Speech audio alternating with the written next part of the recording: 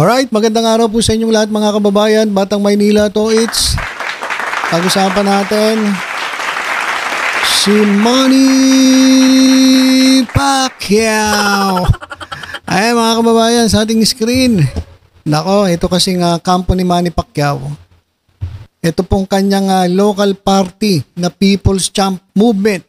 Diyan po sa General Santos City ay hindi po daw boboto ng straight sa alyansa o hindi po straight voting ang gagawin nila dito sa ruling coalition alyansa para sa bagong Pilipinas ni Presidente Bongbong Marcos sa darating po na midterm elections.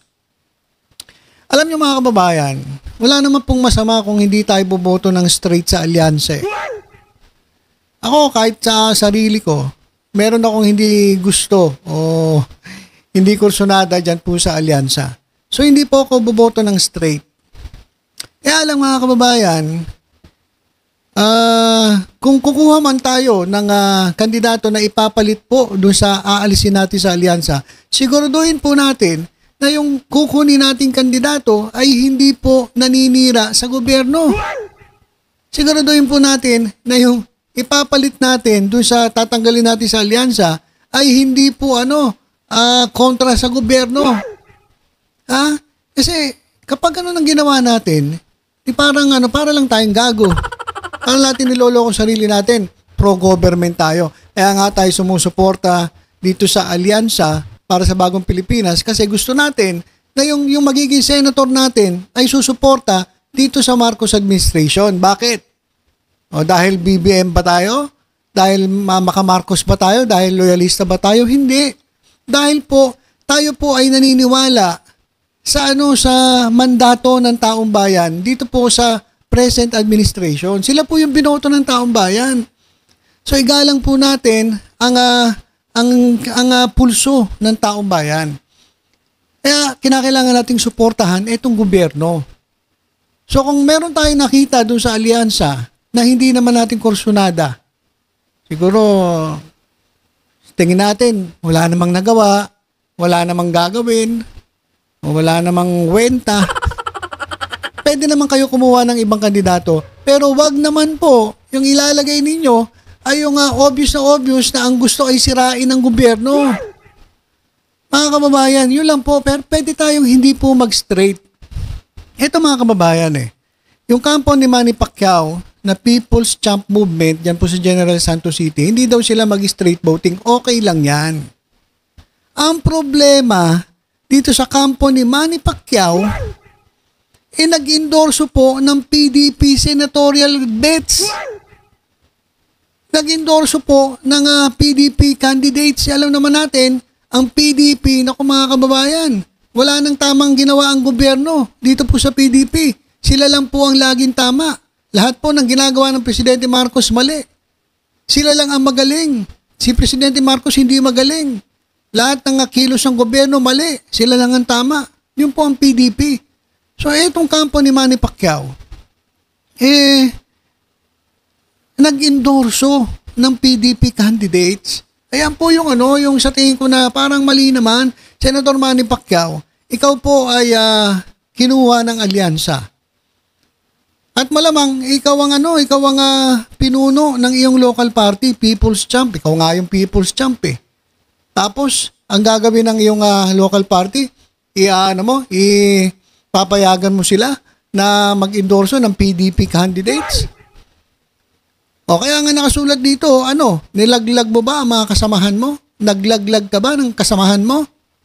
Ito mga kababayan, Ayan, Kasi kung ikaw ang, sabihin natin, presidente o chairman ng iyong local party, meron kang meron kang bosses dyan. Diba? Ngayon, kung itong iyong tawag dito, itong iyong local party ay hindi naman sumusuporta sa alyansa at sumusuporta dun sa kabila, delikado. Delikado kasi questionable ka na rin. Diba? Basahin ko lang to mga kababayan. Ito, highlight ko Hindi sila mag-i-straight sa coalition sa alyansa. Pagkatapos makita na ito pong PCM o itong People's Champ Movement ay naglagay po ng mga tarpaulins ng kanilang mga local candidates kasama si Pacquiao at kasama ang mga senatorial candidates from PDP laban. Oh, nandun si Bongo, Bato de la Rosa at Rodante Marcoleta. So doon po sa mga tarpaulins, yan po sa sa lugar nila sa General Santos City. Yung mga local candidates, mayor, vice mayor, yung mga kandidato nila, meron po mga tarpaulins. Nandun si Pacquiao. Si Pacquiao. Nandun din si Bato de la Rosa. Nandun din si Marcoleta. Nandun din si Bongo. Oh. Kaya sabi tuloy, netong opposition, RCRI AIM Alliance, nanawagan po sa alyansa dahil etong araw ay hashtag laglaga na. Nilaglag na raw ng kampo ni Manny Pacquiao etong alyansa sa pag-suporta dito sa mga kandidato ng PDP laban. Ayan oh. Sabi nung kalaban nila ng local candidates nila Pacquiao doon, attention, alyansa para sa bagong Pilipinas. Hashtag laglaga na. O yan. Bago pa naman pala, earlier this month pala, merong chismis, may mga kumakalat na balita na ito raw si Manny Pacquiao ay aalis dito sa kampo ni Presidente Bongbong Marcos, pero pinabulaanan naman yan. At hanggang ngayon ay nandyan po si Manny Pacquiao sa kampo ng alyansa. Pero yun ang problema. Mr. Manny Pacquiao, ano ang balak mo dyan? Kasi nilalaglag nyo ang ilang mga alyansa candidates. Sabi ko nga sa inyo mga kababayan, tayo po, meron po tayong karapatang mamili ng gusto natin. Pwede po tayo hindi mag-straight sa alyansa, pero sana naman wag naman tayo pumili ng kandidato na ang ipapalit natin ay yung talagang kontra sa gobyerno. Anti-government, anti-Marcos. At yan po ang grupo ng PDP laban. Kaya kay Manny Pacquiao, kung mag-endorso kayo ng kandidato ng PDP laban, siguro, pwede ka na sigurong lumayas-layas sa alyansa. Para ka na rin katulad ni Camille Villar. Wala ka nang pinag-iba kay Camille Villar. Nakumampi na doon kay Sara Duterte. Diba? Although hindi si Manny Pacquiao mismo, pero dapat kumikilos ka na, dapat nagsasabi ka na doon sa mga tao mo. Ayusin ninyo yung inyong pagpili sa mga kandidato. Ngayon, kung ayaw na makinig ng mga tao mo sa'yo, ibig sabihin, wala ka ng kapangyarihan doon sa local party mo. Di ba? Hindi mo sila masabihan, di wala na. Ibig sabihin nun, hindi na sila sumusunod sa'yo. Di ba? Ganyan po yan Kaso, People's Champ Movement ikaw yun So, yung ginagawa ng People's Champ Movement, nag-represent ng ginagawa mo. Ng gusto mo. Gusto mo ba yon? I-endorso si Bato de la Rosa, si Bongo at si Marcoleta? Habang ikaw naman ay tinataas ng kamay ng presidente ng Pilipinas bilang miyembro ng alyansa para sa bagong Pilipinas? Medyo questionable na itong si Manny Pacquiao. Baka isang araw na lang makita natin to, tinataas na yung kamay niya ni Sara Duterte. Baka makita natin kasama na ng PDP laban ito. Ayun lamang po, in-update ko lang kayo kasi paano namin kayo iboboto? Sabihin natin, yung mga loyalista na talagang tapat kay Presidente. Yung talagang straight sa alyansa. Paano kayo iboboto kung yung mismong grupo mo ay nag-endorse ng kandidato ng PDP? Delikado ka. Pwede kang maolats. Lumalabas ang tunay na kulay ni politiko. Ayan, mga kababayan, Ayan tuloy. Papalitan na raw? nagpapalit daw si Espiritu sa kanya. O nagkakalaglagan na alyansa. Alyansa ng mga dating tuta ni Duterte. Laglagan na o laglag na mga balimbing. O mag-boxing ka na lang daw. Mag-boxing ka na lang daw. Wala na to kwenta, Pacquiao. O. Kaya, King Cobra.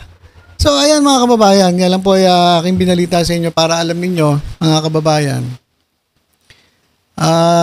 Medyo ang dami na pong talaga naman po pagdating sa politika no? Kanya-kanyang kilos, kanya-kanyang galaw, kanya-kanyang sundot dito, sundot doon. So, para lang manalo. Ewan ko lang kung maganda tong ginawa ng kanyang local party na People's Champ Movement na mag-endorso ng kalaban ni Manny Pacquiao mismo. So, parang binabastos ka na ng grupo mo mismo. Yung kasamahan mo mismo, binabastos ka. O baka naman na merong sa iyo dyan, na may go signal sa iyo yan. Di ba? So, malalaman natin mga kababayan, medyo ilang araw na lang mag-eleksyon na, nakikita natin na itong mga kilos-kilos, mga endorsement sa iba't ibang panig, medyo nagkakalaglagan na at medyo lumilipat na yung iba. Meron nga ako nakita, lumabas na yung advertisement ni yung political advertisement ni Sara Duterte at ni Camille Villar. Talagang ewan ko kung kasama pa sa alyansa si Camille Villar, kung ako kay Presidente, tatanggalin ko na yan di ba yun? Ina-endorso ka ng gobyerno, alyansa, tapos sa kabila na nagpapa-endorso ka, anong kalokohan nyo? Alam ko Camille Villar.